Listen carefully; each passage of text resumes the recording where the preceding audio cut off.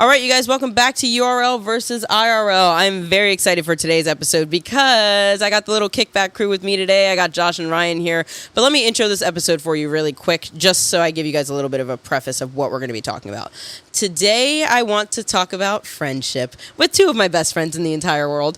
And the reason I want to talk about friendship today is because, number one, I'm obviously recording these episodes out of order, as I've told you guys before. Full disclosure, I'm still figuring it the fuck out. Because this podcast is so brand new, I'm just trying to have some episodes banked. So, at the time of this recording, I just finished A Perfect Party, the episode, which was episode number 3. Probably came out like 2-3 weeks ago at this point. But in that episode, if you guys listen to it, I was kind of spiraling on like a social media meteor. Social media. Shut the fuck up, I'm still doing the intro. On a social media, I was kind of fucking Christ. Damn, 3 times. I should have had you guys move. Do it again. Mute your mic. Shut the fuck up. Anyway, just roll the music. You're tuning into URL versus IRL. Hosted by Marie Lynch. So, you guys, welcome back to URL versus IRL gang. Welcome back to the official Kickback Clubhouse vibe. Hello. Josh and Ryan are here again. They don't need an intro, so I'm just going to talk over them. No intro. I'm Ryan. That's Josh. No, shut up. You're going to confuse them. Oh. Wait for it. Oh my gosh. Did I tell you guys what we're talking about yet today? A little bit. You gave us a brief synopsis, but please re-elaborate for our audience. We're going to talk about friendship. Oh, so warm and cuddly friendship. Well, honestly, I felt like, so in my solo episode, I think you guys both heard my solo episode, but in my solo episode, I'm sure you guys heard me spiraling literally about like making friends as an adult and just like how you maintain friendships that you've had for a while and all this kind of stuff. And just like, honestly, I really went down a very, very, very deep rabbit hole of social anxiety is what I would like to call it. You were kind of arguing with me a little bit about social anxiety, but like, I don't know. I don't want to use like terms and like loosely use them and then offend somebody. But like, to me, it felt like I was having a very unserious social anxiety attack right before my party on the 28th. But anyway, we're past that now, thank goodness. But guess what I did today? I downloaded Reddit. Very cool. I know nothing about Reddit, but I don't know anything about a lot of people are on it. I literally don't know anything about Reddit either, but I did read somebody's like story on Reddit today that it felt so relatable. Honestly, I felt super validated, very seen. So I kind of wanted to read this to you guys to kick our episode off today, if you guys are down for that. I'm down. I'm in. All right, let's freaking do it then. Very cool. Let's get it. Here we go. Here comes the Reddit log, I guess. So, I'm not going to name this person's profile name, but I will talk about exactly what they said. So I'll just read this to you guys. So it says, I just came home from a party and I feel awful. What did I do wrong? Before the party, I actually read an article on Wiki about how to meet new people. I even took notes. I dressed up in a nice button-down shirt and some jeans, and I came up with what I thought was a good script. Quote, what's your major? Oh, that's cool. Do you like it? This is my major, and this is what year I'm in. What year are you in? Nice. So does that mean that you live in a dorm or on campus? I used to live in a dorm, but now I live in apartments. How do you know the host? Unquote. You get the idea. I wasn't strict about it. I made sure to shape my comments and questions based on the direction of the conversation. And oh my God, you guys, it was horrible. Everyone was so dry. I asked my questions and they gave me the shortest answers. They didn't ask anything back. And if I made a joke, they actually didn't even laugh and said they were just like, quote, yeah, unquote. I could really feel the enthusiasm leaving their bodies as the conversations progressed, and it felt like I was holding them hostage. After a few minutes, they would leave and find somebody new to talk to. Oh, brother. Oh, yeah. I had 6 separate conversations, and this is how they all went. They also didn't act like this to anybody else, just me. Everyone was having a great time meeting new people and making new friends, but I wasn't. Ever since I left, I've been analyzing everything I could have done wrong in each conversation. Did I miss something? Was my script not good enough? Is it because I was the only one at the party who wasn't white? Should I have drank alcohol? I hate being drunk, but do you think that it would have helped me fit in more or loosen up? What did I do wrong? I feel so horrible. I did everything I was supposed to do, but it still wasn't enough. What the fuck am I missing? This boy. man read me for filth. Like, he straight up took the thoughts inside of my brain and put them on Reddit. And I swear to God, this was not me that entered this on Reddit, even though I just downloaded it today. There's nothing worse than the overthinking thoughts after like replaying the things that you said in your head in a day of like hanging out with people and being like, oh my God, could I have said this better? That's me with delivering jokes. Brother, I just feel that way every single day of my life. I will say, like, I don't have the type of like anxiety that this person has before the event. Mm-hmm. I go and I try to be the best version of myself that I can be, and then I go home and I'm like, why are you such an embarrassment? I swear to God, I break down every single conversation that I had that night, and I'm like, was it weird when I said that? Oh my God. Did I talk too much? Did I offend this person? Oh my God, I can't believe I said that. And then nobody ends up telling me that anything was wrong. But I do that every time. So it's overanalyzing. I'm the opposite of this guy. I go in like, yeah, I can do this. And then I come out and I'm like, why am I the way I am? Yeah. He's the opposite. He's like, I don't know what to do. And so I'm going to over prepare. At least you have a little bit of confidence, because this kid clearly did not have any confidence even going into this, which is how I feel a lot of the time. So I felt very seen and validated by this entire Reddit thread. When it came to this party that they attended, did they say anywhere in that story that they were invited by a friend or anything like that? It was, I can't remember. Was it just that they just got invited, or they knew about the party, they heard word of the party, and they just ended up attending? Quite frankly, if this guy doesn't have any friends, I have no idea how he got there. Because it sounds like a college party to me, the way he's he talking was about dorms talking. and stuff. He's talking about dorms. He's talking about your what are you majoring in and everything like that. I mean, like, in my brain at a college party, I feel like, well, strike number one in that sense of conversation, I feel like college kids, when they're partying and drinking and out and about, they don't want to hear about their major. Sometimes some kids take pride in that, like they can't help but only align with and acknowledge like who they are based off of their major. It's like their whole personality trait aside from anything else that could be about them. But like now I kind of want to go back to the whole race thing too. But realistically, I just kind of want your opinions on this. Like, what did you think of the story? Like, when you said this read you for filth, but what is your take on this? I mean, I just felt like this guy literally took all of my inner thoughts and put them on paper. Not paper, but the internet. Reddit as far as how you view making friends or being social or being in social situations? I mean, I just feel like that's we share the same brain, quite honestly. Not to the point where like I'll come up with a script before I talk to people, but like I definitely a lot of the times try to rehearse what it is that I'm going to say before I say it. I did it today. I'll tell you guys a literal exact example from today. Today I was sitting in the coffee shop before I had to go and shoot something with somebody. I was like filming for someone today, and I was sitting in this coffee shop, and I know the baristas by name or whatever. I had finished ordering my coffee, my breakfast, whatever, and I was journaling before I was going to go and do this video shoot today. And I opened Spotify for some reason. I don't know if maybe I was like in the middle of trying to make an Instagram post for the podcast or something, but I opened Spotify. I was going to look for the podcast, and my Spotify recommended for me to start a jam with the coffee shop, which I thought was hilarious. Like, I was like, oh my God, that's so funny. Like, what if I just, like, you know what I mean? Like, what if I just did that? So, what if you just took over the entire coffee shop's playlist? I was thinking about doing it, but they were playing Mac Miller, so I didn't want to. I was like, damn, this guy got good taste. But in my brain, I was like, oh my gosh, I should make a funny joke to the barista right now and be like, oh my God, are you on the aux? Because it just asked me if I want to start a jam with you guys. And like, I was thinking about doing it, but you're playing Mac Miller, the Divine Feminine, at that. So like, let me not turn that off. But I literally rehearsed how I was going to deliver that in my head 3 times, never said it, left. Really? Interesting. Left the coffee shop. She left the vicinity. Yeah, never said anything Really? to him. Wow. I was just like, have a good day, see you later. You just didn't want to say anything. Now, what do you think it was that triggered that in you?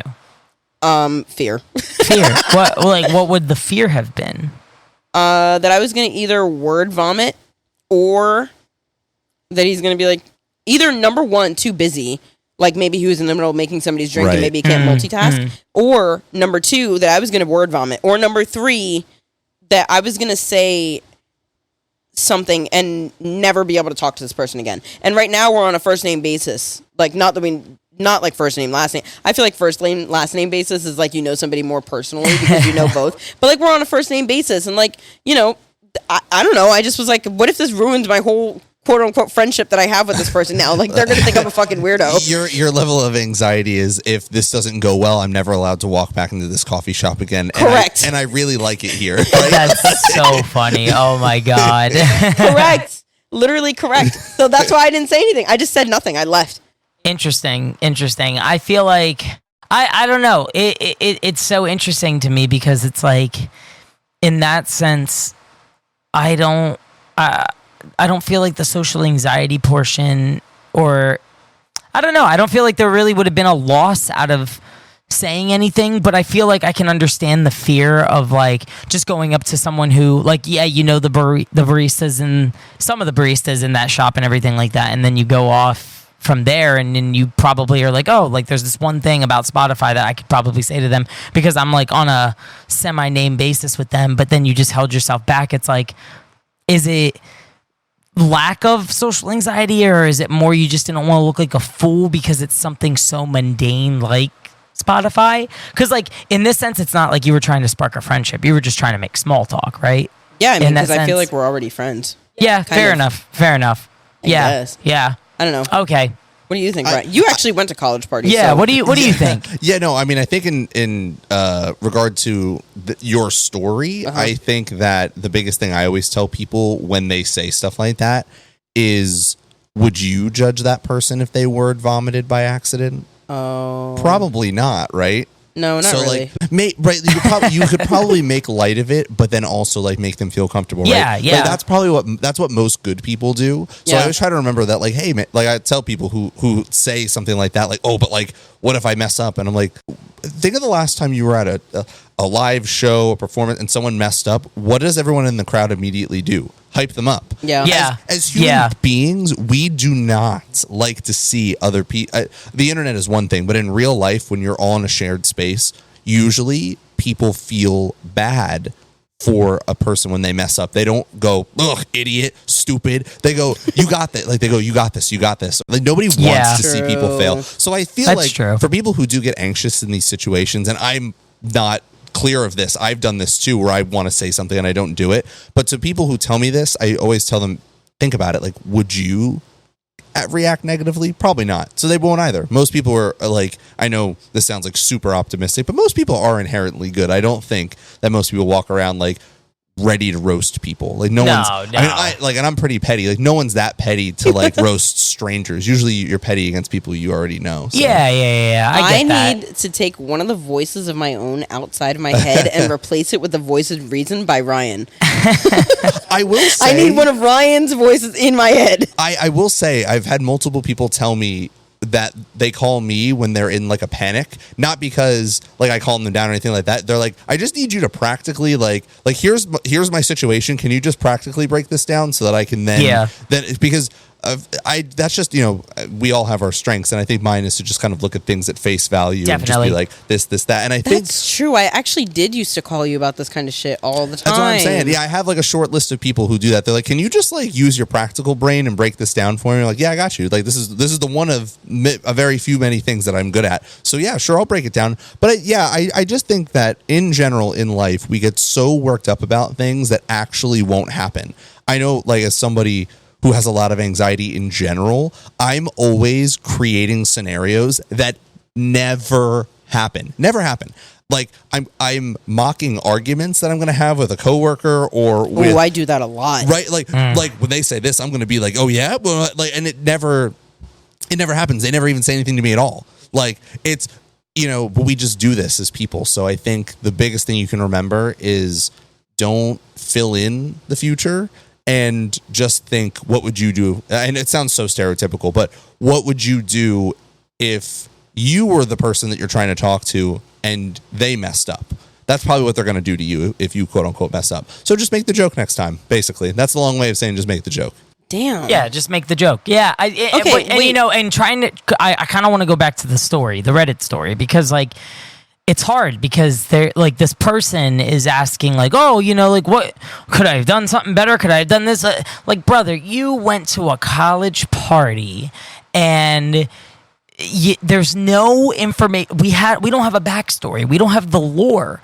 Like, I have no idea who you are in relation to all these people there. Are Right. you this random college student going to a fraternity and just expecting to make friends? You do not make friends at a fraternity. To some people, yes, but like in the college mindset, people go to fraternities to get wasted, fucked up, like do what they want to do, and it's a very linear process. Whereas like if you're trying to like make friends, you'll probably go to like more of like a networking event, or like maybe you'll go to a concert, lay back, have fun, do this, do that, you know. Like, I mean, I'm not saying it's impossible. It's just not likely that you're going to insanely and always right away make lifelong friends at these places, especially since, like, based off of the story, we have no idea who this person is in relation to the entirety of that group. But again, this is why I kind of wanted to go back to the race aspect of it, but we don't have to do that right yet. I know Bree said she had something she wanted to say.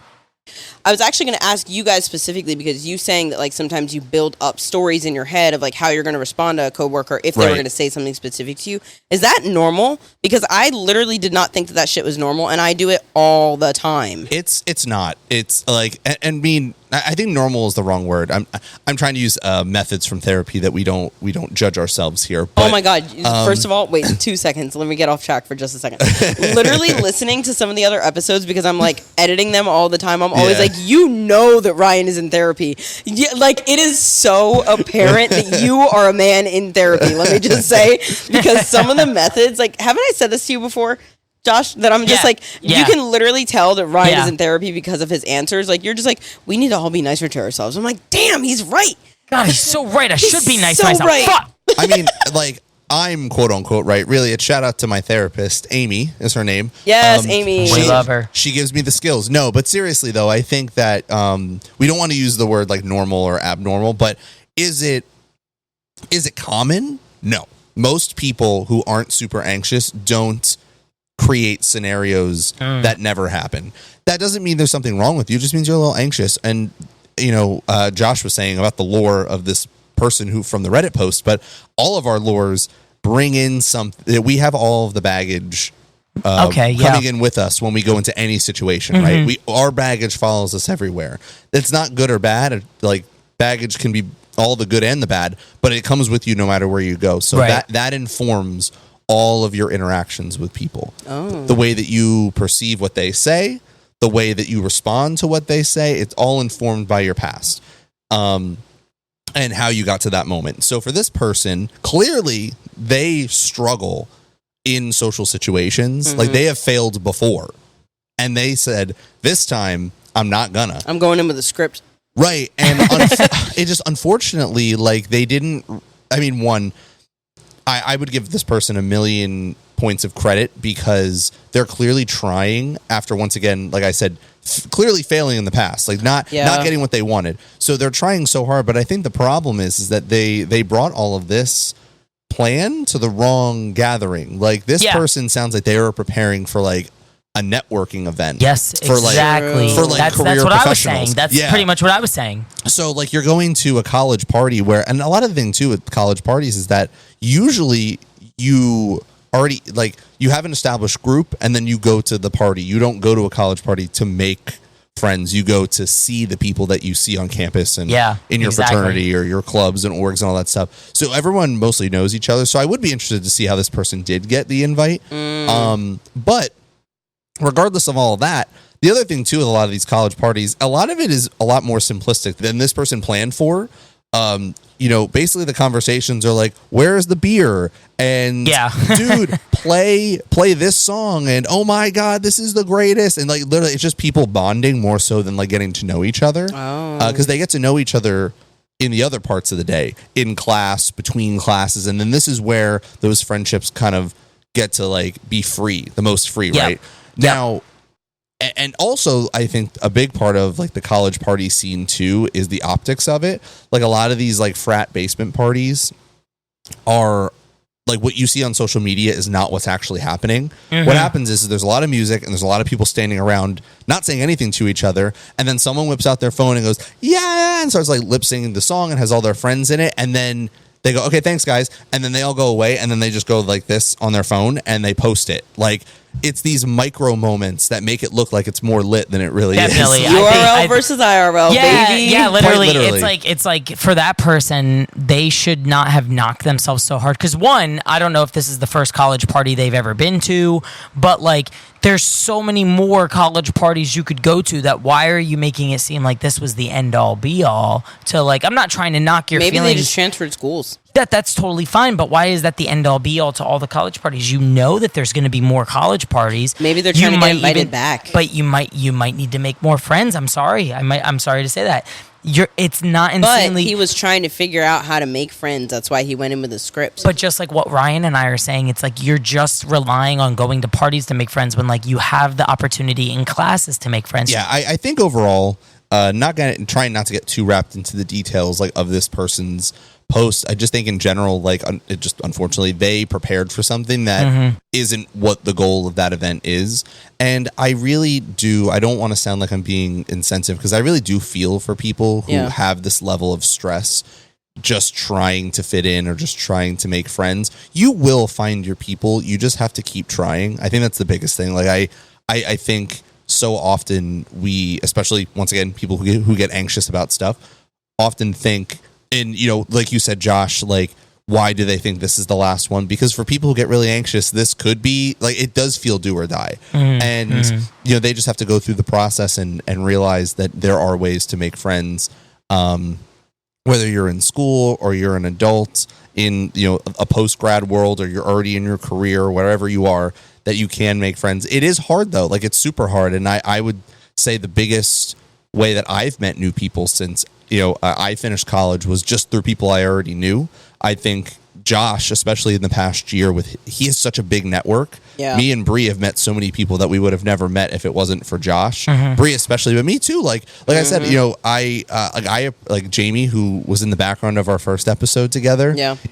I would consider Jamie a friend now. We're gonna be like we hang out, and we're gonna be hanging out in a couple of weeks. We're going to baseball games and like this. That would never have happened.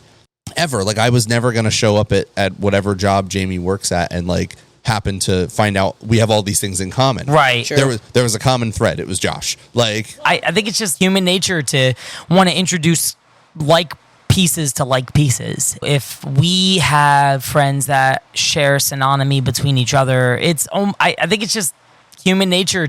I think without me trying to backtrack to the story, without me trying to seem too insensitive to this person going to this college party, what I think I was trying to get my point across, or how I was trying to get my point across, was that you never know how you're going to end up meeting this certain criteria of people. You could have been at this party and you could have been saying weird things, and this person was like, oh wow, that person was so weird. Maybe that person happened to just remember your name in the crosshairs of this conversation at this party. Then they go to a lecture and they're like, yo, actually so funny, I just met this guy at this party and he was trying to talk me up about majors and everything like that. Right. And then they try to correlate it, and then like-minded friends, it's a kind of a through the grapevine whisper through the lane, like, oh, so I come up to you because I heard you were at this guy's party and I didn't know you hung out with this crowd, and then a friendship can be made through that. Sure, yeah. I also think a lot of people. I was talking about this with somebody the other day. Like, usually people who are super self-aware are the ones that think that they are doing and saying things that are bothering people. Me. And right. And I guarantee 9.5 out of 10 people that meet you go, oh no, she's awesome. Like I love being around Bree. Like she's really nice. She contributes to the conversation, yada, yada. It's usually people who are super unaware of how they're perceived are the ones that people are like, ugh, God, them again. Like we all know these people. Like we all know these who just have absolutely no awareness of the things that they're saying and doing. Yes. And yes. Like they leave the party after bothering every single person there and go, man, that was a lot of fun. I really think that everyone likes me. That's wild. Right. And wild. Right. And every time you see this person, you get secondhand embarrassment thinking, man, I can't imagine if I was like that. And if you're someone like I don't want to speak for Josh, but I know for Bree and myself, we're the type of people who we are pretty self-aware and we still think we're bothering everyone, and everyone's saying, no, you're good. Like we like it when you're here. And I'm like, really?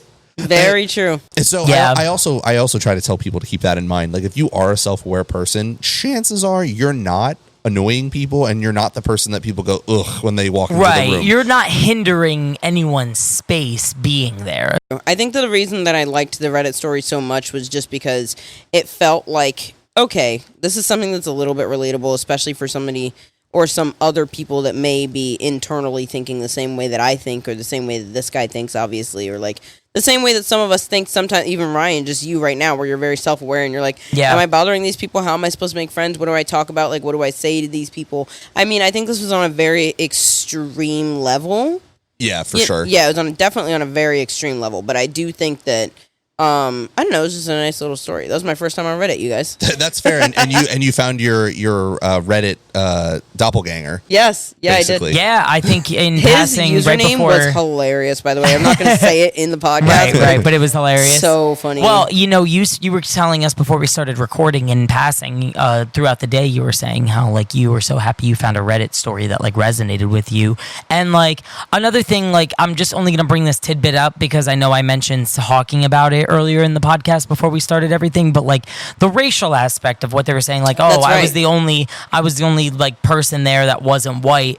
And you know, Ryan, I'm not going this. to No, I'm not going to I'm not going to act like it might not have played a part. Again, with very little information in this Reddit post. I don't know what college you go to. I don't know the demographic. Yeah, what I don't state know. are you in? I don't know what state you're in, you know, so it's so hard. So that's why I don't really feel like it's appropriate for us to talk so much about that today.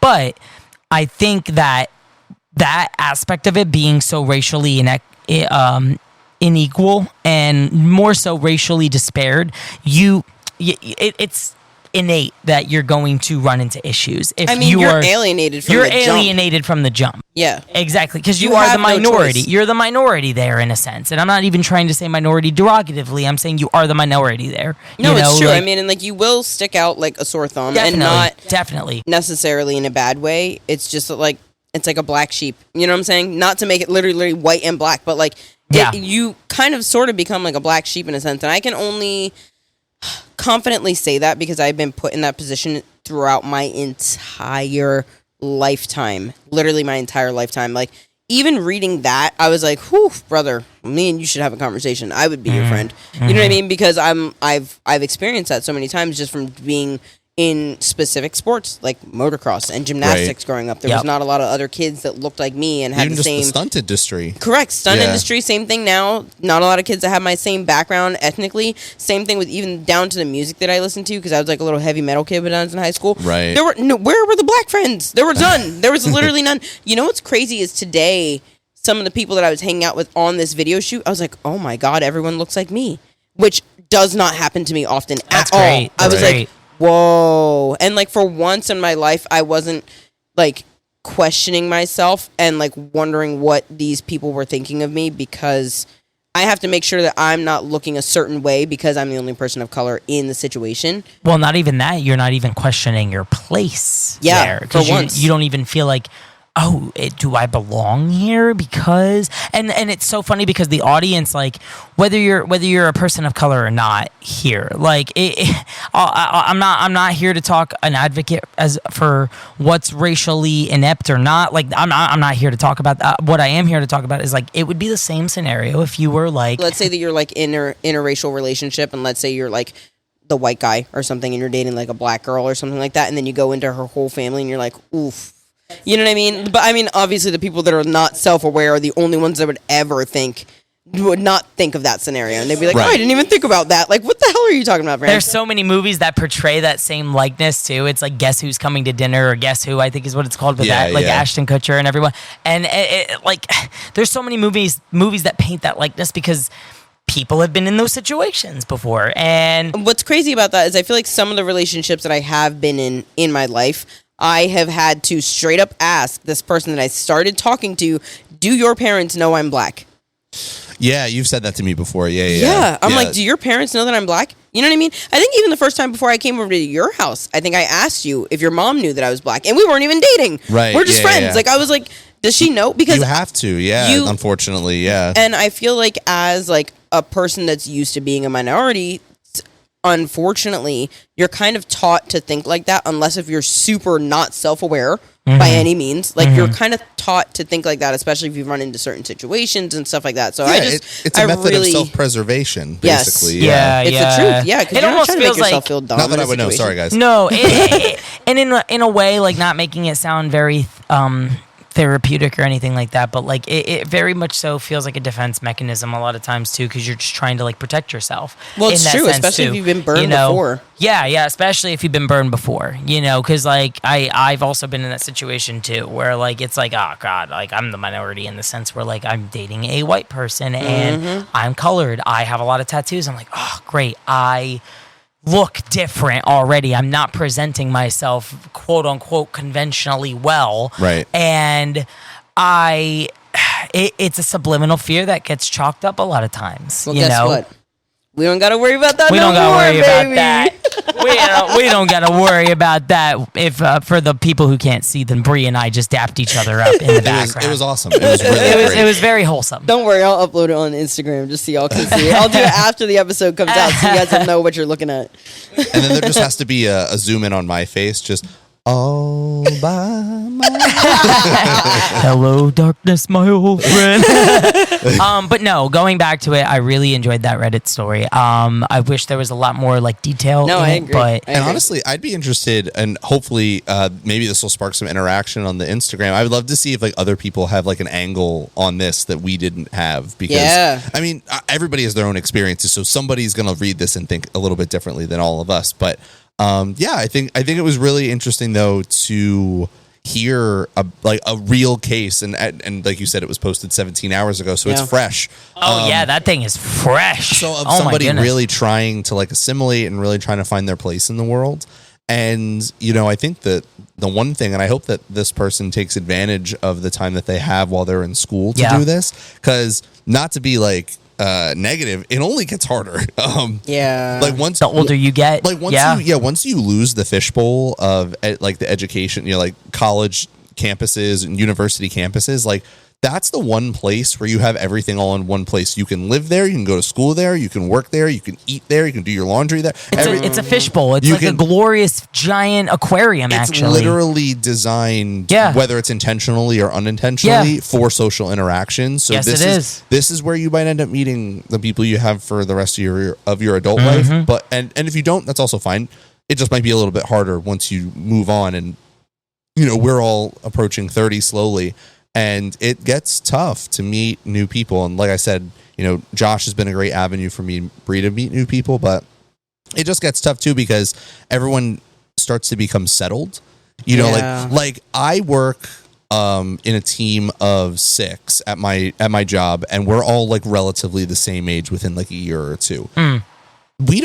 A couple of my coworkers hang out, a couple of us don't. We all, though, get along very well at work, but like we're not hanging out all the time because we all have our own lives. On the outside, My coworker has, siblings, nieces and nephews. My other one has she's very close to her entire family. Another coworker of mine, like he just got married. Like everybody's got their own stuff going on, so you can be friendly with these people, but not necessarily be friends because there's only so much time in the day, the week, the month.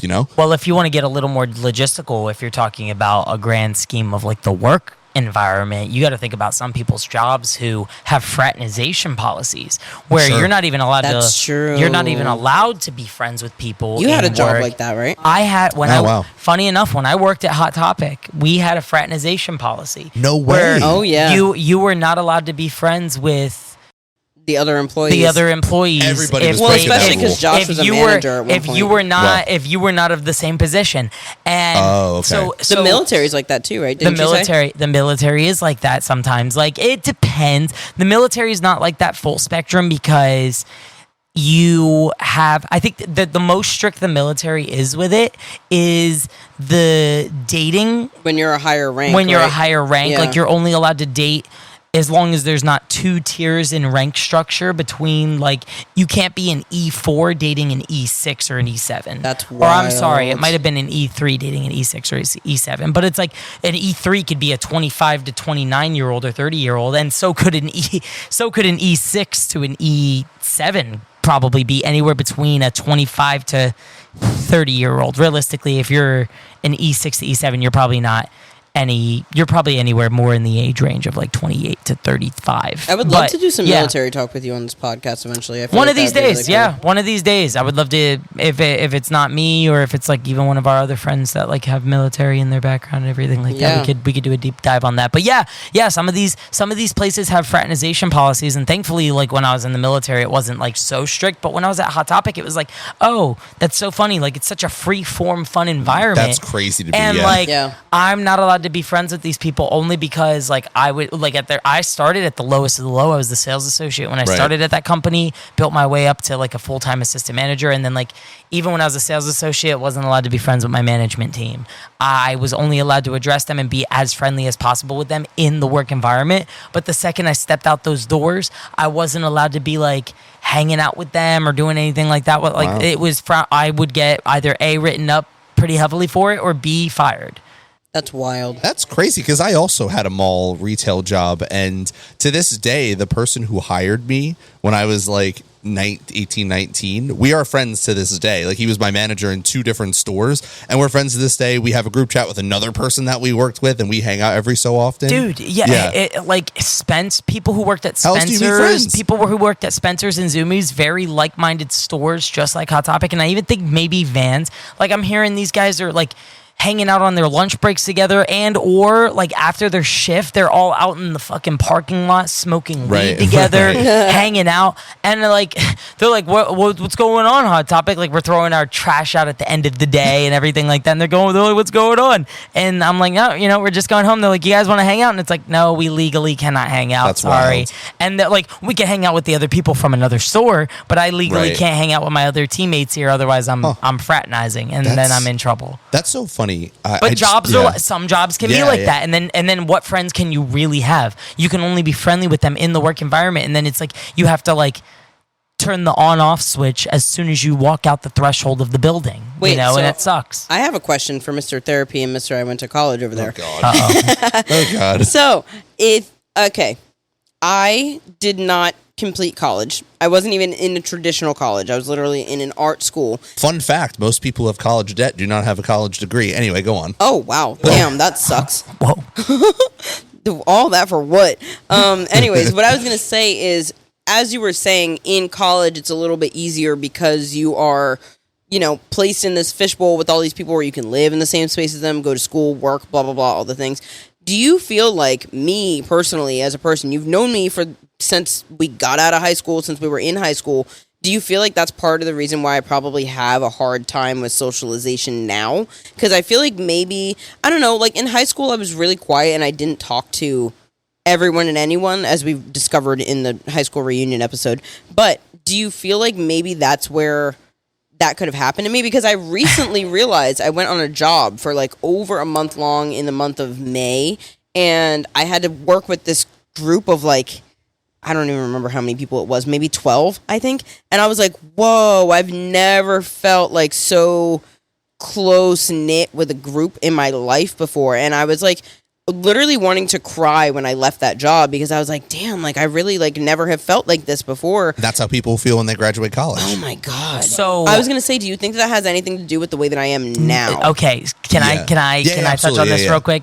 So don't take this the wrong way, but I don't think you not going to college or, i.e. joining the military or anything of that nature, I don't think either of those have anything to do with your communication. You already kind of nailed it on the head. Like in high school, you already had trouble with communication sometimes, like talking to certain people or trying to maintain certain friendships or being friends with certain people, or like maybe you were more of the outcast than the inner crowd. Mm-hmm. I think maybe the reason you didn't go to traditional college is because you were naturally avoidant of people. Like, you told me you didn't go to a regular college. You more so went to, like, a training program to specifically be an expert in this specific field. But I think you did that because you maybe feared the similarity in college that you would have gotten in high school, because you were like, well, I saw what I fucking got in high school and I didn't like what I got in high school, and high school was only this narrative for me, and everyone always kept telling me that this was high school. This is what high school was. And now they're saying, oh, high school prepares you for college. Well, if college is the same thing as what I just dealt with in high school, then why the fuck do I want to go to college? Especially if I have to dive into this fishbowl of gen ed, not knowing my first year, my first 2 semesters of college, not knowing exactly by any means what I want to do. And there's some kids that get into their junior year of college and still change their majors because they have no idea what they want to do. So I feel like you were more avoidant. I don't want to say you're an avoidant person, but I feel like in that moment you were more avoidant because you had this preconceived notion of college, and that scared you. And you just didn't want to go. Whoa. No, if I'm going to take it, because you seem a little speechless right now. I mean, like I am, but I'm not. I mean, I think that as far as the reason that I didn't go to traditional college was because I feel like I didn't get it. And I also was very, like, frustrated at the whole concept of college. The fact that your first 2 years kind of feel like a waste from what I've heard. Not like a waste, but like you have to take all these like gen ed classes that might not have anything exactly to do with what the hell that you want to do for a living, and then you don't get into the real meat and potatoes of what it is that you're actually going to try to do for a living until you're in your like later 2 years. This is how it was broken down to me, at least in high school. I'm not saying this is exactly how it is, but like my perception of college when we were in high school was like, you're just going to do all these stupid gen ed classes like math and science and this and that. And I was like, what the hell do I need this for filmmaking? And that's what I wanted to go to school for. And I wanted to start working as fast as possible. And I also knew that I wanted to freelance. So the reason that I went to a specific university, because I went to 2 different schools. I went to Academy of Art University, and then I also went to NYFA, which is New York Film Academy. So the reason that I went to like an academy and a university specifically, I guess, is because I wanted to just get the information that I needed as fast as possible. And like I just wanted to have the tools that I needed, and I felt like all the other stuff was dumb. But I also was like stressed out about going to a regular school because I don't know. I think the fact that like all the financial stuff kind of freaked me out a little bit, and I was just kind of like, I don't know if my parents are going to help me, if they're not going to help me. What the hell is FAFSA? Like I just was like too like, what do I do? But also like socially, that might be the reason that I didn't like go back to school after graduating the programs, and I never actually went into like traditional college. And then in addition to not going into traditional college, when I did go into traditional college, it was online. Right. You know what I mean? But I don't know. I mean, I was going to say this is more of like a personal thing that I don't think everybody else is going to be able to relate to. But I think that now, like, listening to you guys talk about this kind of stuff, I feel like in a little bit of my reflection, the fact that I haven't had a regular job since I was in high school probably doesn't help. And then in addition to the fact that I didn't go to college also doesn't help, because I wasn't like forced into these social situations of figuring out how to open my mouth. And when I was on this job in May that I was talking about, I remember having like this revelation at one point that I was just like so mind blown. And I remember calling you, Josh, and I was just like, these are social skills I feel like I have been lacking for 10 years. And maybe this is why I've never made any friends from the jobs that I've worked on. And to interject real quick, it was because you were talking a lot about how you really had to put on like that customer service face without having to actually provide a product, right? Yeah. You just had to be knowledgeable on a product I also had to provide a for the service. clientele. So you were providing that service to them. In order to operate fully with that team, you all had to do these like team building exercises in a way. Like you guys had dinners, you talked, you got sometimes went rock climbing and sometimes hung out in those instances and everything like that. So it really was able to broaden your horizon. In your film school, I again, not knocking the film school by any means, but like you got to get to your objective quicker, but you sacrificed by consolidating your fishbowl. You weren't swimming in a fishbowl, you were swimming in a mason jar, because the fishbowl would have been college. The fishbowl would have been college, where you had that broad network. Yeah, I agree with the majority of that. To answer your original question too, like I think saying is not going to college the reason that I lack these social skills. No. You know, I think that those can be acquired in so many different ways, but I think that you had the combination of already being an introverted person and not going to a place like college where you're forced to interact, if that makes sense. Yeah. So if you're a more social person, you don't need that because you can kind of figure it out on your own. But you were the double whammy of like Josh said, you put yourself in online school in that quote unquote mason jar, but you're also not super apt to like be a social butterfly, so you weren't getting the social interaction that you needed. So damn. Do I think that it's the reason? No. Do I think it would have helped? Yeah, I think if you went to school with me, you would have been able to do filmmaking and meet a bunch of people, because I went to a school that had over 18,000 kids. So it's like, that's wild. Okay, so pivoting question for us. How do we maintain friendships as adults? Because obviously, like, all of us get busy. We all know everybody starts having kids, all kinds of stuff. We all have busy careers, lives, all this other kind of stuff. How do we actually, like, stay in touch with each other and not make it feel forced and maintain friendships as adults? Because I feel like people always feel like they have to, like, be doing something now to, like, have to be able to hang out with their friends. I don't know. What do you guys think? Yeah, I agree with that last part for sure. I think, when you have well-established good friendships, it never feels forced. No interaction feels forced. If you're in a relationship that is equally cared about on both sides, you never feel like you're bothering people. Or, I mean, sometimes if you're insecure, you think that, but deep down, you know that these people care about you and all that good stuff. Like and Bree is one of them. I've had 4 best friends since high school, and I've maintained relationships with all 4 of them very good. I have 2 friends. We graduated high school, and they both moved far away. Bree moved to LA. My one best friend Chris moved to Ohio. I've been friends with all of them ever since, and my main friend group consists of Chris and 2 other people, my friends Justin and Tyler. And we all went, the 3 of us, when he went to Ohio, we still went to community college together. But then I went to a different school. So all of that group of 4 of us, we've all had different versions of what our lives look like. Shout out to Tyler. By this time, he has already proposed to his girlfriend, now fiance. I saw that. Where's the applause button? Congrats. He's the first friend in the group. So that's going to be another transition right now. Yeah. Like we've had all these different, we made it through high school. We made it through college. We made it through, getting our first jobs. A couple of us have done a couple of jobs at this point. Now we have a friend in the group who's engaged. Like, no matter what, though, we're always in our group chat. We have group chats on every single platform. There's a text group chat. Yep. There's an Instagram group chat. We have a Snapchat group chat. There's all these things so that we can always stay connected to each other. And whenever we come back together, me and Chris always say this too, obviously, because he's the farthest one. We just pick up where we left off. He just was here for the 4th of July weekend, and he came over to hang out.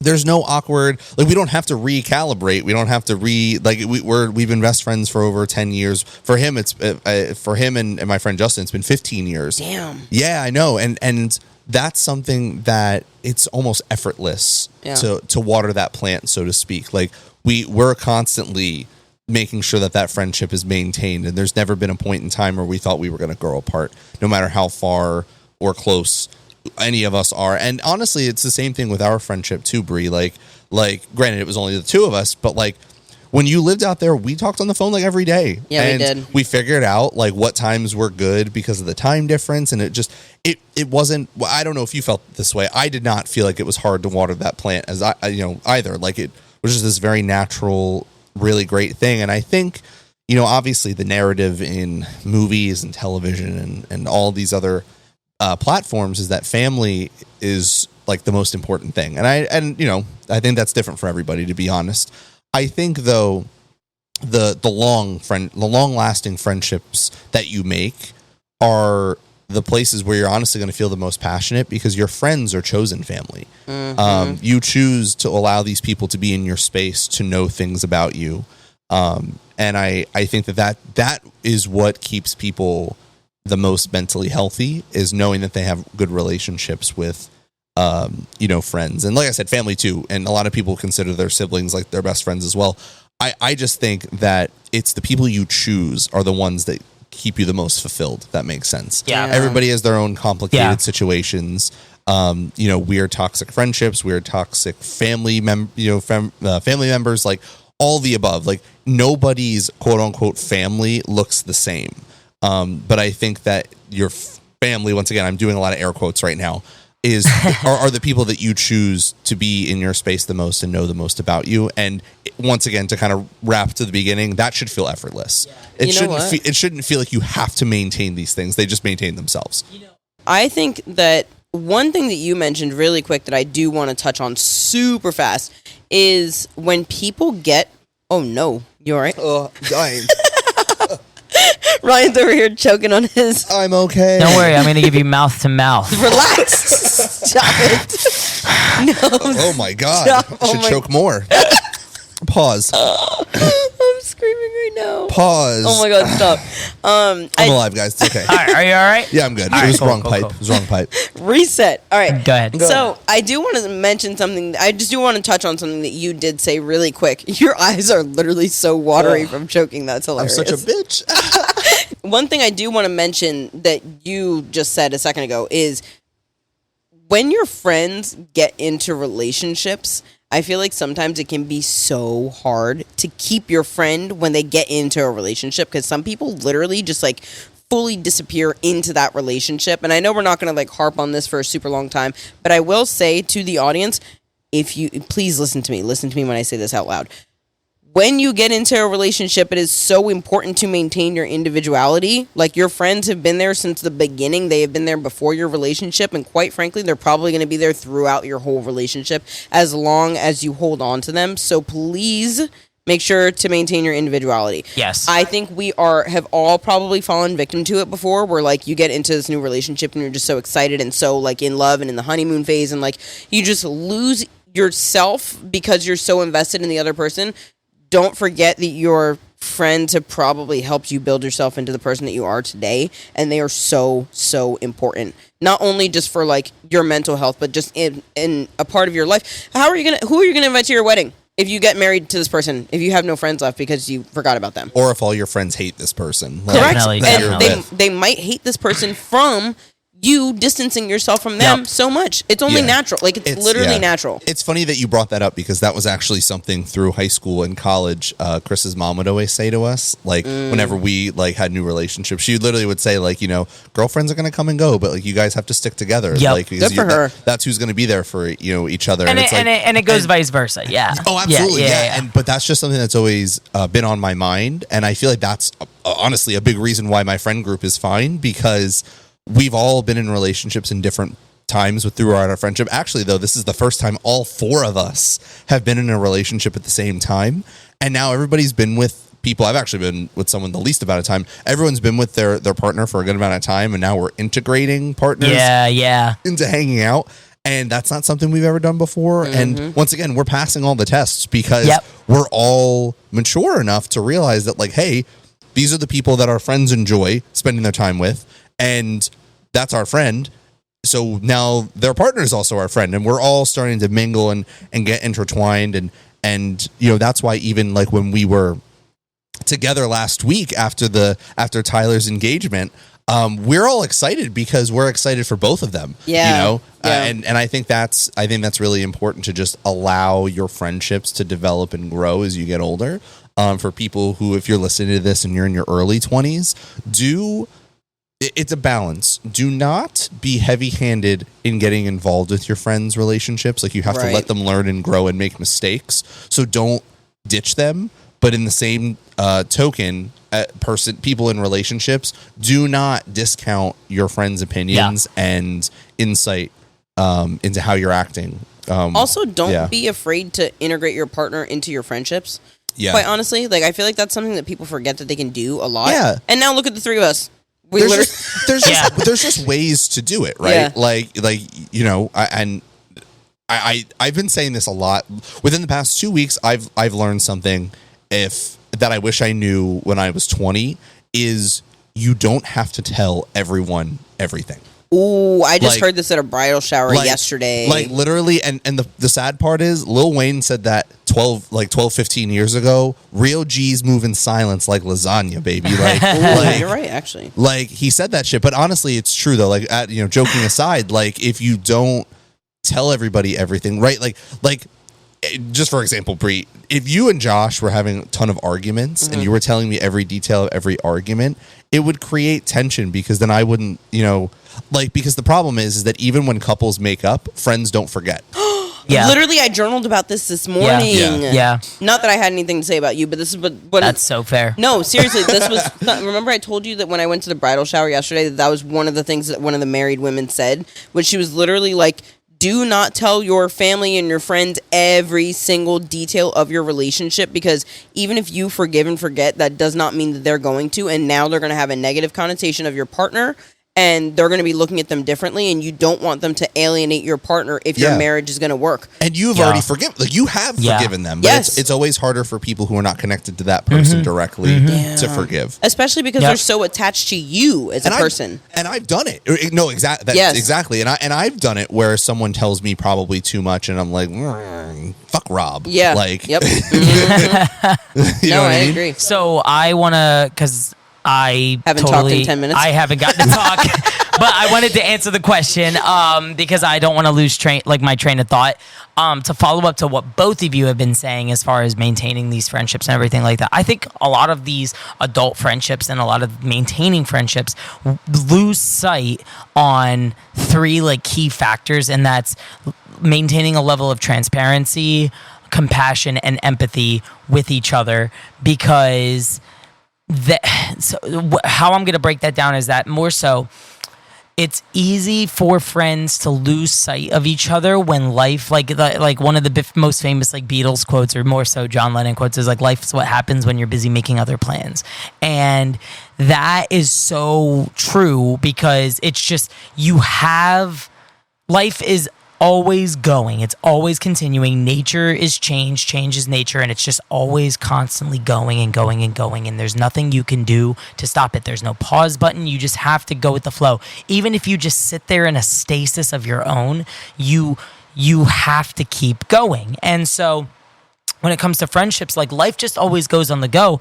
I have friends that I have known some of these people for so many years, 10 plus years, and even friends that I've made in the last few years, that we're not always talking all the time, but there's that level of transparency, compassion, and empathy that we have for each other's field of work or in our own life situations and social situations, that we understand that we're not going to be able to talk to each other all the time.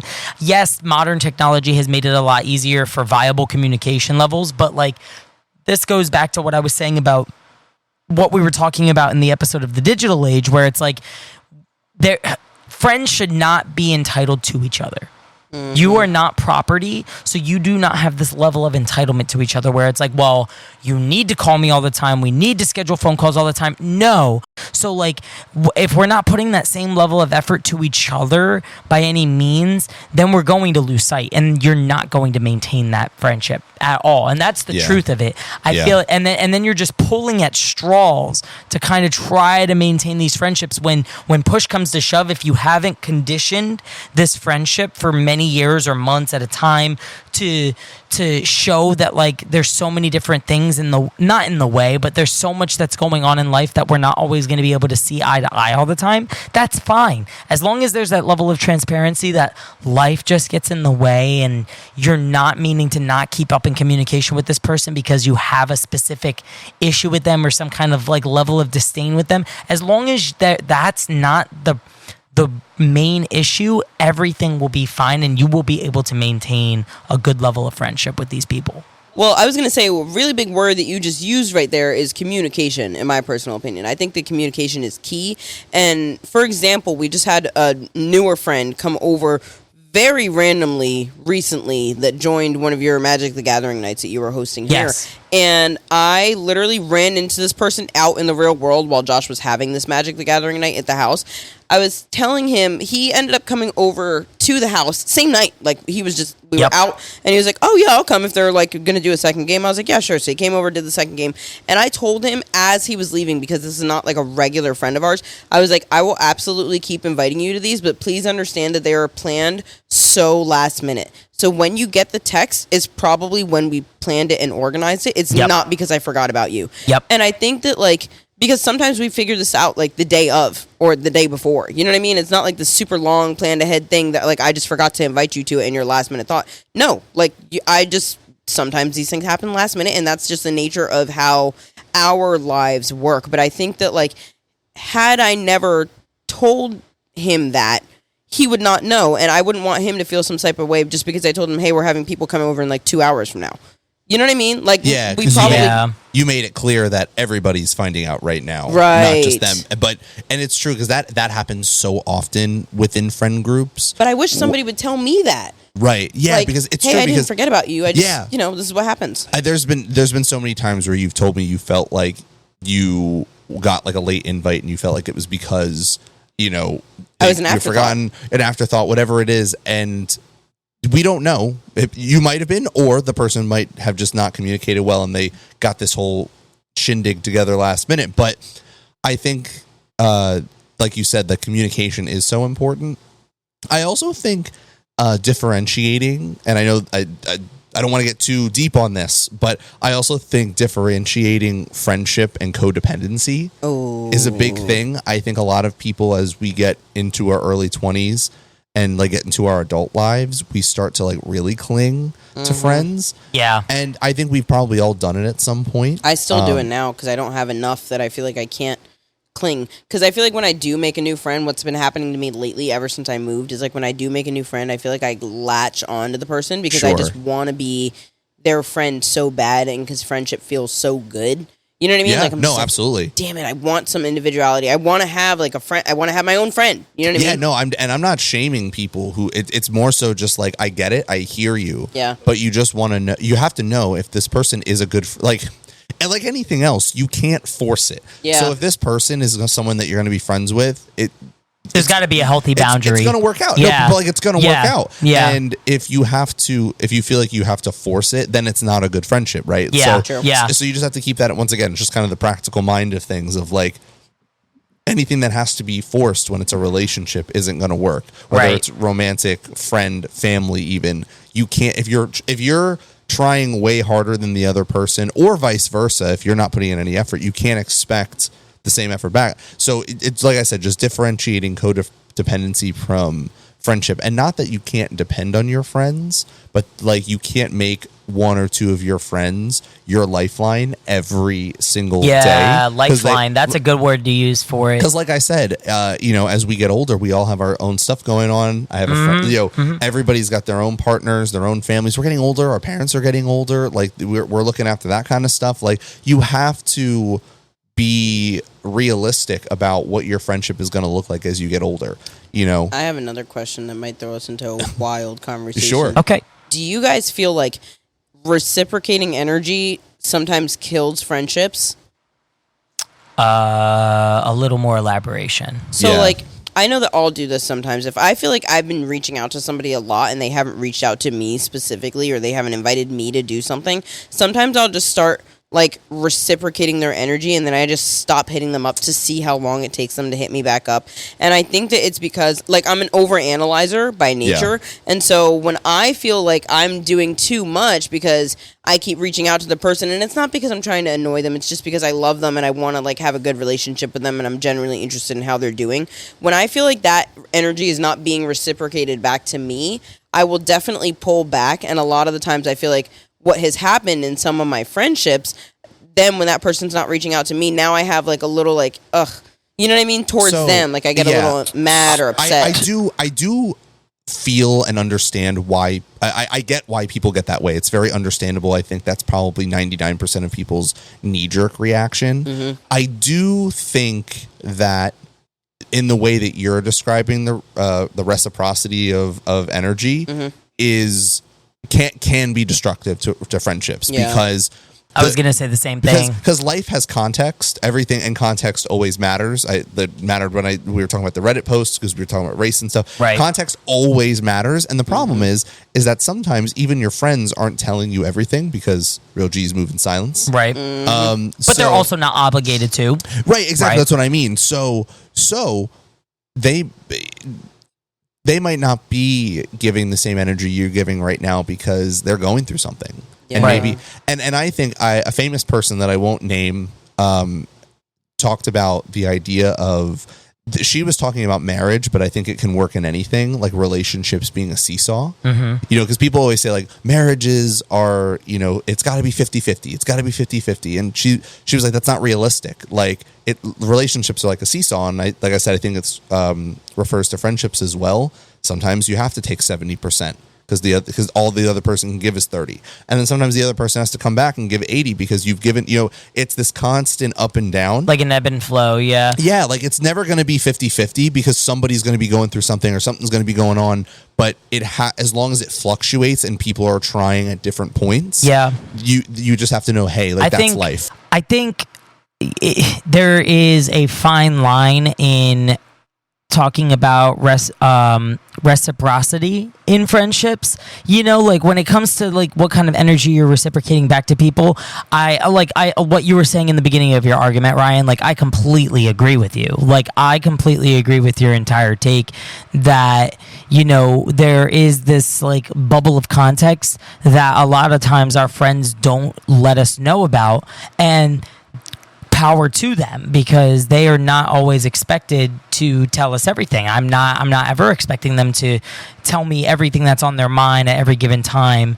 And so I think like reciprocating energy can get messy, but I don't believe it is the end all be all in friendships or making and establishing and maintaining friendship integrity. Sure.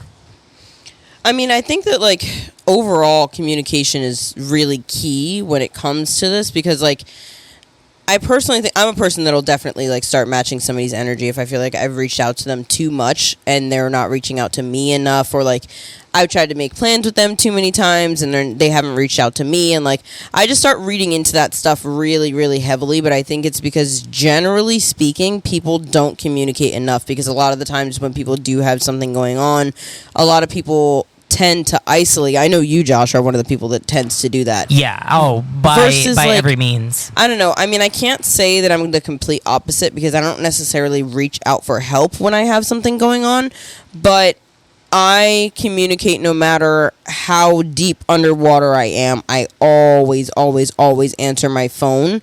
Like, it's very rare that you'll see me having multiple unread text messages that are unanswered to. And so I think what makes it really hard sometimes is when you are the person that's constantly reaching out, or you are the person that's like constantly trying to extend your hand to somebody else and trying to communicate with them.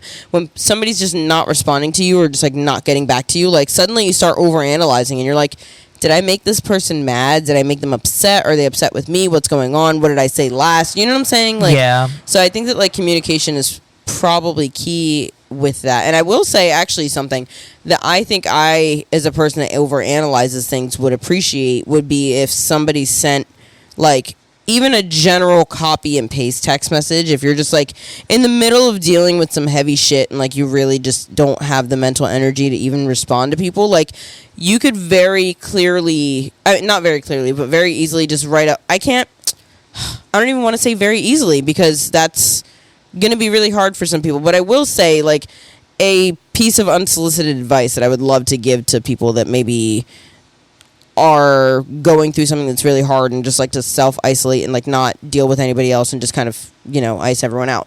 You could always just like write a really like vacation style email text in your notes and just copy and paste it to somebody if they like reach out to you and it's a bad time. You know what I mean? Like, yeah, I don't know. Does that sound crazy? No, it doesn't. I think, you know, I feel like in these situations, kind of related to your overall point, I think both sides just have to try and be as aware as possible of all of the other factors that could be leading to, you know, silence or less interaction, and, you know, take that context with them as much as possible. But I do think that if you're the person who starts to pull away when you get depressed or when you're going through a lot, these are good tips so that you can still do, you know, as much communication as possible to make sure that you're not alienating yourself unannounced.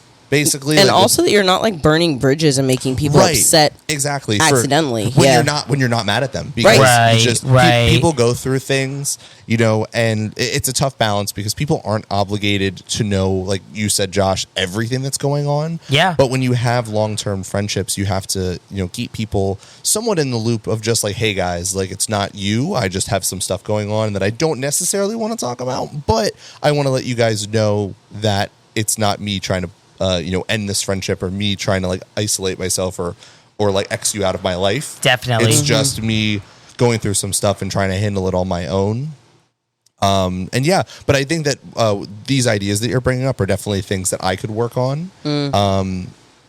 Like I said, I'm very much a believer in that you don't have to tell everyone everything, but I think that keeping your close friends in the loop is super important, so that, like you said, you don't burn those bridges. So that's going in the future. That'll definitely be something that I think of, even if it's just like, even if it's not as long as like an out of the office email, and it's just like, hey, love you. I have some stuff going on, so I might not always answer, but don't worry, it's not you.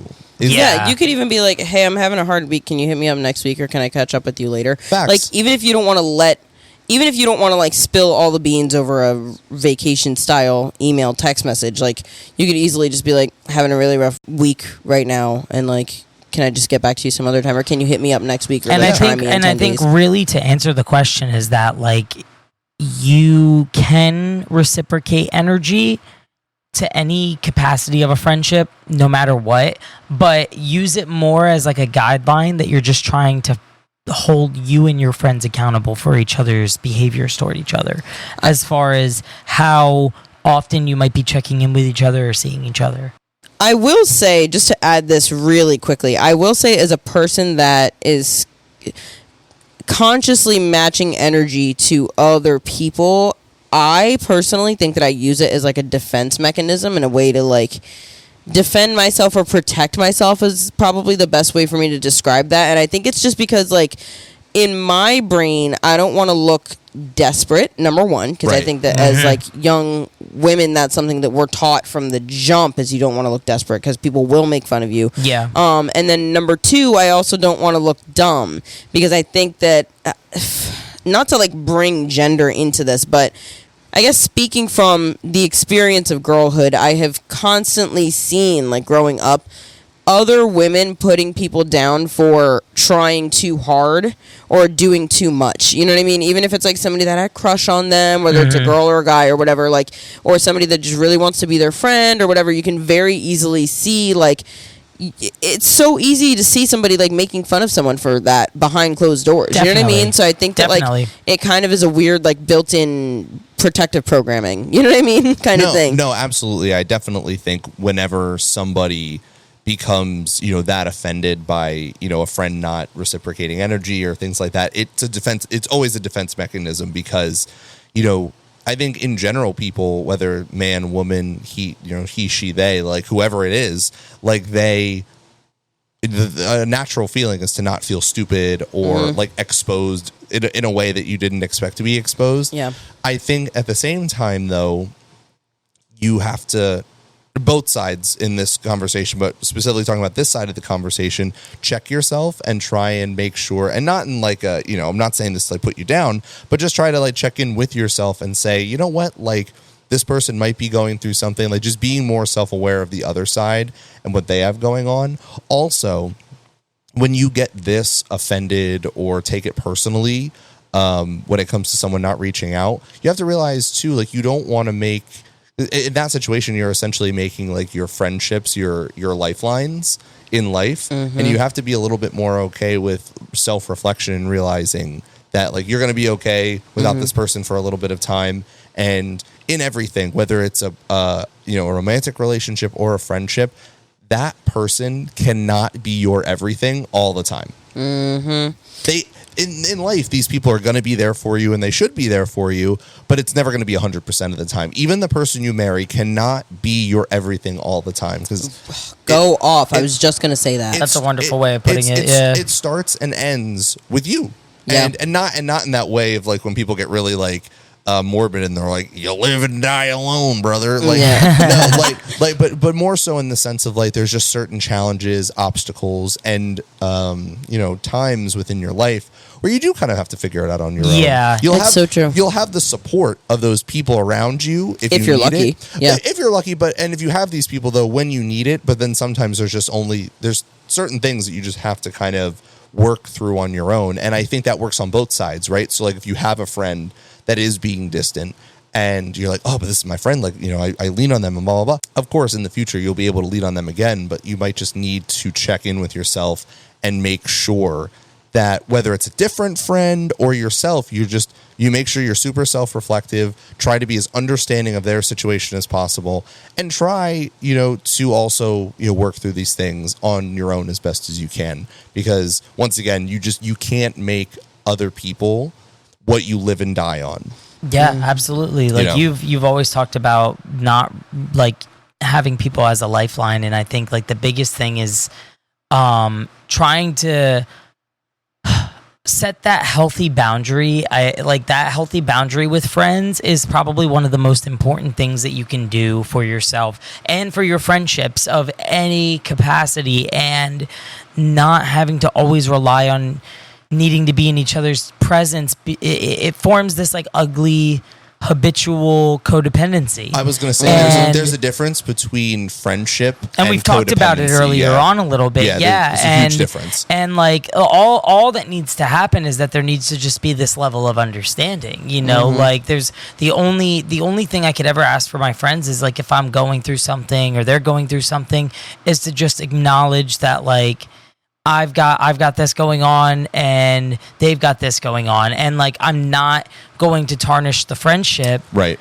If there is that mutual level of understanding and nobody's giving up on each other. Yeah, I think that's where communication comes in though, because like for some people they're going to be a little overly communicative, like me for example, where like they're going to be telling you like what's going on, or like, hey, I'm having a hard time, or like I'm just super duper busy this week.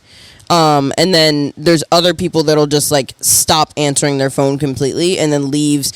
You know what I mean? Like some people, it's like, why is this person telling me this? But then other people might be like, why is this person telling me anything at all? That's true. Yeah, and I think that just has to go into the aspect of relationships, like I said, romantic or friendships, where sometimes you can kind of read between the lines. Like, I've known this person for a long time. I know that this is a thing sometimes. So even though I'm, say, for example, like I'm like you, Bree, maybe, and I start to get anxious when people, or anxious, and I also take it a little bit personally when people aren't answering me, I have to go, you know what, though? This is not uncommon for this person to need a little bit of space before they do start communicating. And then that way...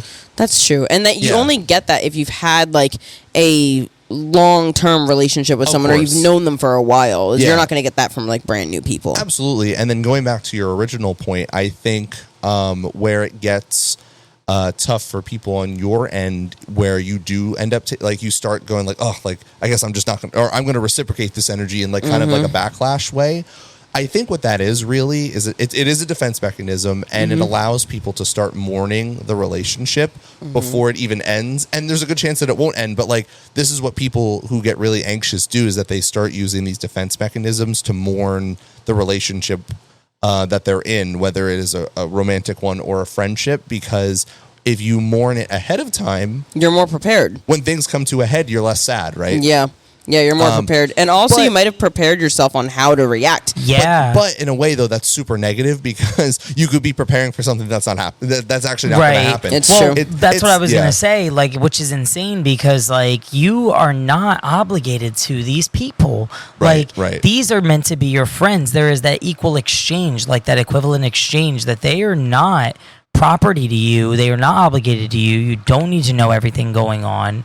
And it just like, it blows my mind that some of these people are already putting these, like, I get it, like for those who are overthinkers, that it's so easy to just play these scenarios in your head over and over and over again, but the overthinking gets to the capacity to where you're already starting to mourn this relationship that you've shared when you don't even know the premise as to why the distance was created. But also, if the people would just tell you why it was created, then you wouldn't have to do all that. Well, I think that's why once again, and I said the word balance a lot in our last episode. I think it's a balance where both sides, no matter how badly or if badly someone feels or how down in the dumps they are or how much the other person overthinks, everyone has to do their best to try and think about how the other person is going to react. True. And then if everyone is at least trying, it'll probably be a little bit better. So, because I think there are things that like honestly, you saying like these auto replies or like just checking in and saying, I can't really process what's going on right now, but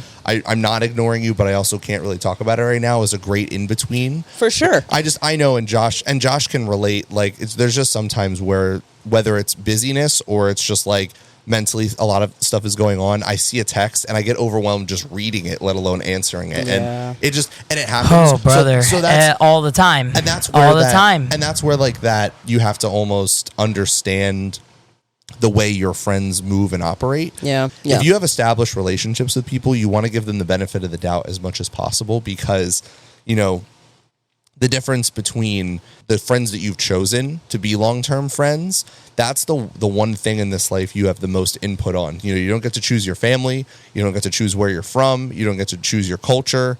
You don't get to choose anything. A lot of times you don't get to choose your own education until you go to college. But what you can choose is your, what I call chosen family is your friends and, the other people that you decide to let into your circle. So don't give up on those relationships. That's a plant that needs to be watered constantly, and it's going to mold and change as people get older, people get married, people have kids, people move, people do this, people do that. There's so many things that are going to affect your friendship, but if at the core of it, you understand how that person moves and operates, you'll always have a line of logic to get you back down from all of that overthinking that you do. And I think I mentioned this earlier, though, I overthink just in a different way. Yeah. What I do is if I know I'm about to get into a stressful situation, I'll start rehearsing my argument to a person, and then I get into the situation, and the argument never happens. But I've just, you've mentally built that wall, in a way. I built in a way squared up already. Yeah, definitely. He came prepared. I'll mentally be squared up for when that moment happens, and then it doesn't happen. But you know what does happen? I still get upset or angry like it did happen. So, Me too. So I go through all of the emotions of that scenario, even if it doesn't end up happening. And that's my overthinking. The anxiety just builds up in its own other manifestation. I'm going to get to work. I'm going to tell this person off. And then it's silent. Like the person says nothing to you, you say nothing to them, but you've already processed all the anger and resentment. Yeah. And that's not good for the soul either. And that's something that I'm trying to work on personally. And I think a lot of people do that though, that are anxious. Like they prepare for potential arguments preemptively, or conversations. It's very much, it's almost like that bit that Kevin Hart did when he would get yelled at by his mom and he would yell out the responses that he wanted to say to her during while she was yelling, but he yells it into his mirror instead. It's kind of the same thing, except instead of doing it after, like him, you do it before. Oh man, I can't believe we got all of this from a Reddit post. Right? Yeah. Reddit's kind of cool. Reddit's kind of cool. I mean, for us specifically, you and Bree and I, I don't explore Reddit at all. I don't either. I feel like I do. Yes, you do. I love Reddit, but it seems like it's kind of the coolest. Like we might have to keep doing stuff like this. Yeah, totally definitely. Agree. I would love to keep doing more stuff like this. This is so cool. This is really cool. I can't believe it manifested into this entire conversation of different questions. Yeah, I'm glad you've been having fun. How do you guys feel right now? I feel pretty good. I think this was pretty cathartic. I also feel like you guys always hype me up. Yes. So like you're like, oh my gosh, it's so clear that you're in therapy, and I'm like, is it? Yeah, I feel great after that conversation. I think the moral of the story is that between the two questions you asked and everything, the friendship. Oh, well, actually, not even that. Aside from that, what the main Reddit story is how do we make friends? How do we make friends overall? How do I talk to people? What am I supposed to do? Am I doing something wrong? I think the biggest thing to do is probably you want to, I don't know. My thing is I tell people you have to not be afraid to fail if you want to get anywhere. And when I say that, I feel like everybody's just like, oh, well, I don't want to fail in any context. But no, you have to be prepared for risk at any thing you do in life, at taking any action that you have in life, and if it means going to this college party and meeting all these people that you have no idea who the fuck they are or where the fuck they came from, you just kind of have to risk all of it and put yourself out there in the sense that you might get a conversation out of it, but it might fail. It might be a dud. And that's one party out of all the parties that you could possibly go to and all the people that you could possibly meet. No matter whether you're in college or if it's a new job or you're moving across the country, moving out of state, whatever it might be, if you don't even try in the first place, it's not going to happen. So risk it for the biscuit. You just have to risk it for the biscuit. Yeah, and I think related to the conversation we had about this Reddit user, if you're a person that's at the beginning of your search, like you feel like you don't have friends or you don't have enough friends and you are trying to put yourself out there, just keep trying. Like, and the thing is with someone like this who's in college or at a university, like college universities and campuses like this are literally fishbowls for social interaction. It's completely designed for social interaction because you have everything in one place. Yeah. You can live there, you can get an education there, you can work there, you can do your laundry there, you can eat there. Everything is right there, and it's literally a breeding ground for social interaction. Yep. So keep trying, and because so many colleges and universities have clubs for everything. Clubs based around culture, religion, political views, even the common hobbies. Like at the school I went to, there's things like a hacking club for like people who are into like cybersecurity. Yeah. There was the Game of Thrones was still very popular at that time when I was in college. There's a Game of Thrones club. Oh my God. There's clubs You're based dating around yourself. your major. I know. This is like circa 2016, 2017, but still these types of clubs and organizations still exist. So you go into these meetings and you have a common thread with every person there. Yep. That's a fact. You have something in common with these people. Take it from there. Where it gets harder, obviously, is like post-grad or if you're in your career already trying to meet adults. There are still so many avenues in which you can do so. You're just going to have to try a little bit harder. But for this person in particular, they have all the opportunity in the world. Absolutely. In terms of that social interaction. And you So I cannot definitely think, you just cannot be afraid of fear or scrutiny or judgment of any kind. Like No. you can't just go in to a place and assume the absolute worst. I know that's so much easier said than done. I mean, you can, but you have to try to work yourself past that. You have to kind of work the courage past that a little bit. You do have to kind of nudge yourself if nobody else is there nudging you. So you have to give yourself grace and just go for it. Otherwise, you're never going to get an outcome. Yeah, because no matter what, if you keep trying, you will find your people. Like there's no way if you keep trying that you won't find your people. Definitely. So, and then I think in the other half of this conversation, kind of related to long-term friendships, to kind of summarize it, once again, these are the friendships. And even if you're somebody who has some long-term friendships and also wants to make new friends, don't separate that. Yeah. Go on your journey to find new friends. Don't forget about your old friends. Exactly. Make sure that you are watering that plant. You are making the effort to meet those people where they are physically and emotionally. Yeah. Also, though, it's okay to drop people. That as people grow and change, family members, friends, anybody in your life, if they're not benefit, and I don't mean in a transactional way, but if their presence in your life is not a benefit, right, then it's okay. It's okay to move on from that person. It doesn't have to even be an animosity type thing. It can just be like, hey, right. You can say to yourself, like, I think I've outgrown this person. And I think that they need to go through some things to figure out what kind of friends they need. But you want to, for the good ones, you want to make sure that you're not losing those long-term connections. Because these are the people, especially if you're like our Reddit user and you meet friends in college, those could be your friends for the rest of your life. So absolutely, the people that are going to be on stage with you at the wedding, the people who are going to be there for the birth of your first kid, or they're going to be at the housewarming party for your first. I mean, you want to make sure that these people are there. With my friend group, we have a group chat on every medium.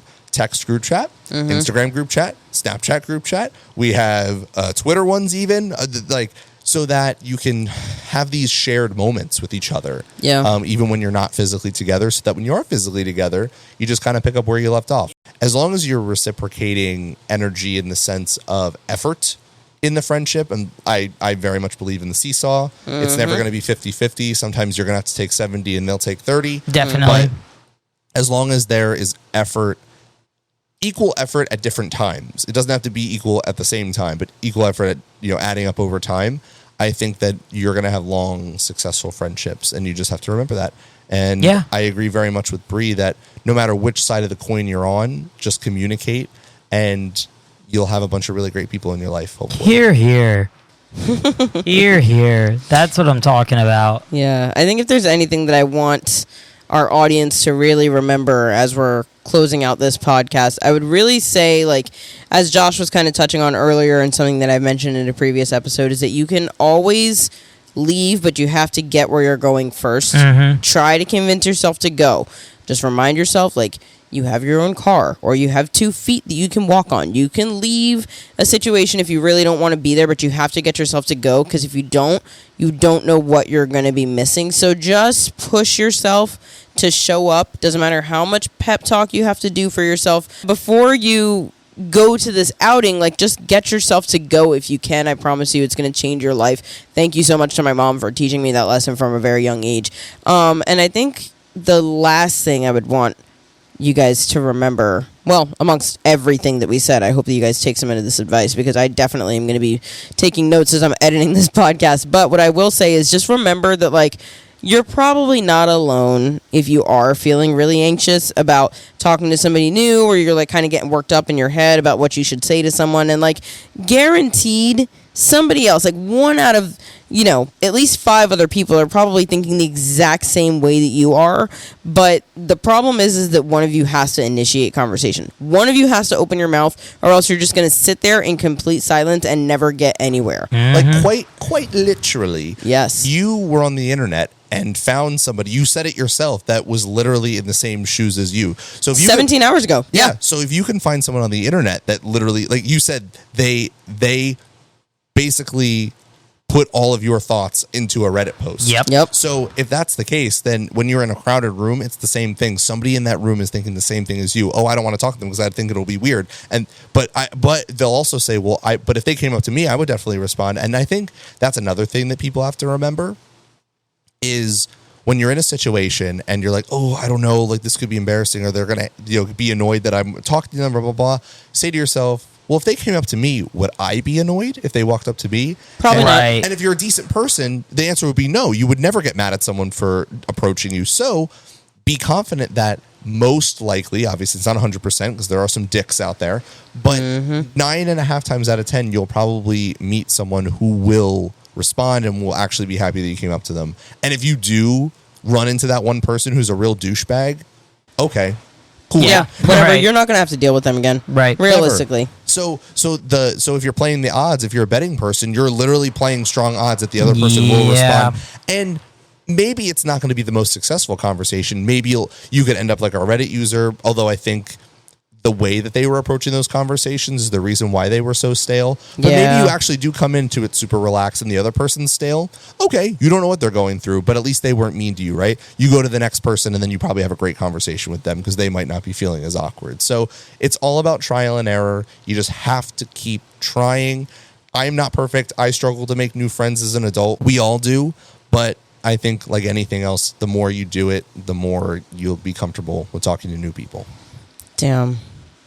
Roll that outro music. I feel like we're done. That's a damn podcast. That's the damn podcast. Good night, everybody.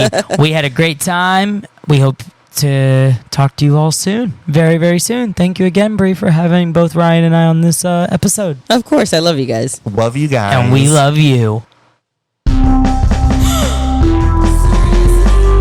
Are you fucking kidding me?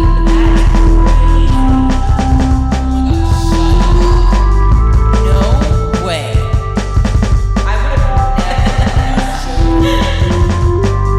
All right. Talk to you soon on the next URL versus IRL.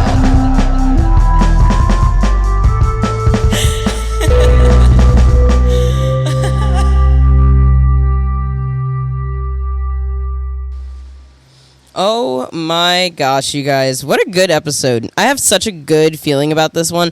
Every single time that I get the kickback vibe with Josh and Ryan here with me, I always just have such a great time on the episode, and I feel like I just gain so much insight from having so many different brains in one room and actually like focusing on a subject and really diving deep into it. So I'm very, very, very happy that I brought the two of them onto the podcast, and I'm sure you guys enjoy it as well, or at least I would hope you do, because some of the feedback that I've gotten so far has seemed like you have. But regardless, I'm going to leave everybody's Instagram in the description of this podcast, as I always do. And you guys, when I tell you to reach out to me on the internet, I'm begging you, please reach out to me on the internet, you guys. I would love if you guys would send us suggestions on the Instagram. I wouldn't and couldn't be doing this podcast without you guys, so I just want to thank you so much for listening. Seriously, the fact that you guys would even like think to put on URL versus IRL while you're driving to work, or like while you're cleaning your house, doing laundry, whatever it is that you're doing while you're listening to this podcast is wild to me, that you would choose to listen to my voice over listening to a banger of an album. Okay, so thank you guys so much for listening. I appreciate all your support. Please feel free to follow us on Instagram, reach out. Like I said, seriously, don't be shy. I would love to be your friend, and I hate to say this, but I'll see you next Tuesday.